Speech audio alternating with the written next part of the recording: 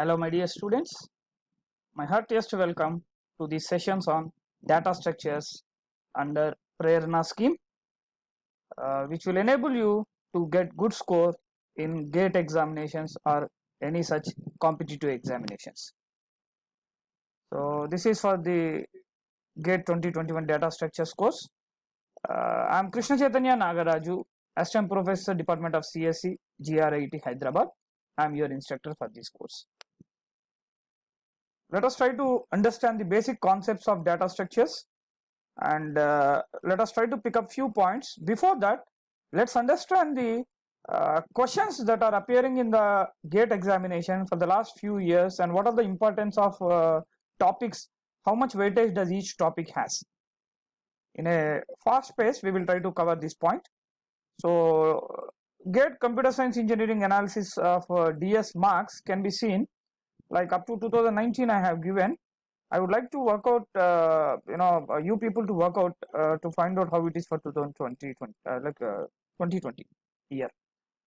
So 3 sets has got 7, 11 and 18 marks each for GATE examination in 2019. So if you look at the year-wise topics that were covered, in the latest, good number of questions were there on trees, heaps, and of course the programming part is always there. A piece of code will be given and you are asked to identify the output of the program or any errors. So that is there, and sorting techniques, stacks, queues, static variables and pointers. So almost all in all the years you find these questions.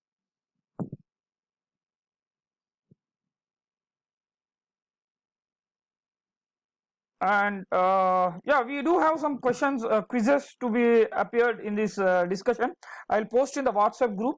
So this is how we are planning to cover a bit of the subject in view of GATE.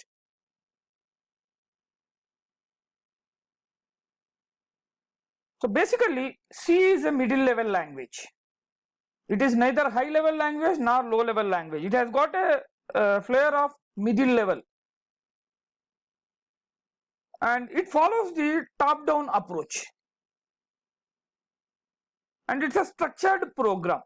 Top down approach in the sense you begin with the function and then modularization and then come to the point and then come to what sort of data you are going to make use.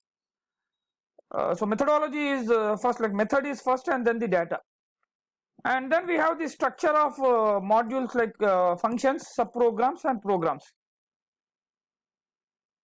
So the execution of the program begins at main, and comments can be written using this slash followed by asterisk and asterisk followed by slash. Whatever you write in between, that comes to be as a comment, and it is ignored by the compiler.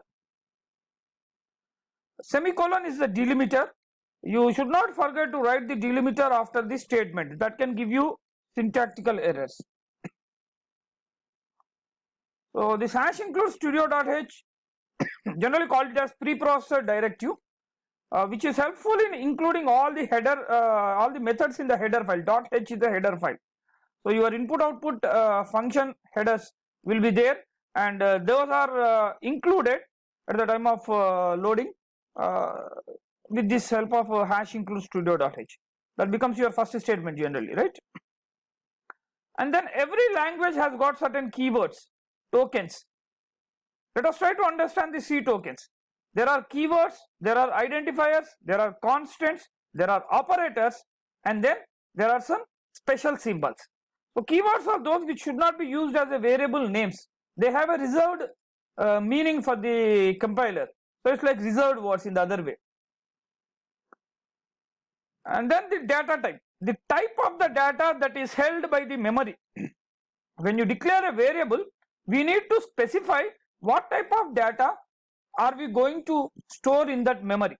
So that's your data type. So in case of C language, we have got different types of data types. The categorization or the classification can be shown as seen in the slide. I may be having a primary data type or derived and user defined data types. Primary data types are those like integer, character, floating point, double, they are the basic data types using which you can build the derived or user defined data types. When user want a new data type based on these primary data types, yes, C language permits user to define the data types like structure, which is a combination of primary data type. If I am having a homogeneous collection of primary data types, then that will lead me to an array. We will see individually what these are in the future sessions. So the type of the data and size required for the memory to store or hold the value, and the range of values it supports are given in this slide, where the integer needs 2 bytes and the range of values an integer can hold is minus 32,768 to plus 32,767. I'll give you a simple example here how things can go wrong. If you use a integer int, let us say int fact, and you try to build a factorial function. Now that factorial would work well up to a value of 6 or 7, but when I give you a value of 9 or 10 or 11, what happens is 10 factorial, 11 factorial, the value would go beyond this 32,767. You will get some output, but that output is not a correct value. You need to be very careful what type of data it should be used so as to hold the result that you are getting. So for this purpose, we need to understand this range of values that the data type can hold or permitted. So we can have a signed integer, we can have unsigned integer, in which case the range doubles starting from 0 to 65535. In the same way, we can go for short int, long int, float, double takes double precision, that takes 8 bytes of memory, and character can be stored in a single byte. Unsigned character can take a range of values from 0 to 255, taking only one single byte.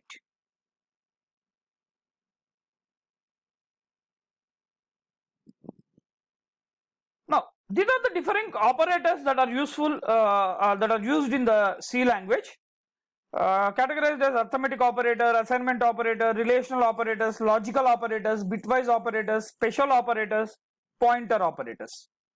The arithmetic operators include plus, minus. This is used for multiplication, division, and you may be surprised to see this percentage symbol. This is not percentage here. It is used for remainder. Modulus operator, called as modulus operator. Incrementation, decrementation, double plus sign and double minus sign. This is incrementation, this is decrementation.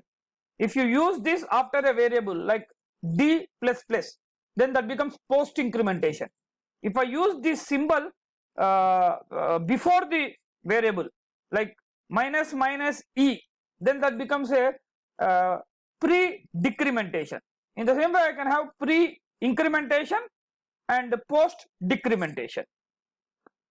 So these are assignment operator. This is shorthand notation. Instead of giving a is equal to a plus b, I can write a plus is equal to b. In the same way, minus equal to multiplication, division, all those things I can write here. So this is like the right side value is evaluated and that value is assigned to the left side operand. So right to left. And then comes the relational operators, which are used to compare the values: less than equal to, greater than equal to. This is not equal to, and this is if it is equal to or not, checking. Many times people do the mistake, instead of putting double equal to symbol, they write a single equal to in conditions. If a equal to b is not the same as if a equal to b, that becomes assignment operator. If I use a single equal to symbol, that becomes an assignment operator, whereas double equal to indicates a relational operator of checking whether the values on the left hand side and right hand side are same or not. And then I can go for these logical operations: ANDing, ORing, or not, negation operators like this, XOR. Bitwise operators are also available: left shift, right shift. And then I have special operator size of. Please don't confuse this with your function. this function name followed by the closed parenthesis, open parenthesis and closed parenthesis, don't consider it as a function, it is the operator here. Then we also have a comma operator. We will see later on these things. Arrow operator, when I want to use pointers with structures, I will access using arrow operator. And for the pointers case, we have this asterisk, which is called here as value at address. Now this symbol is called as value at address. To refer to the value which is pointed by the pointer, we will make use of this asterisk, which is also called indirect operation. And ampersand, this is called as address operator. When I use it before a variable like ampersand a, that gives me address of the variable a.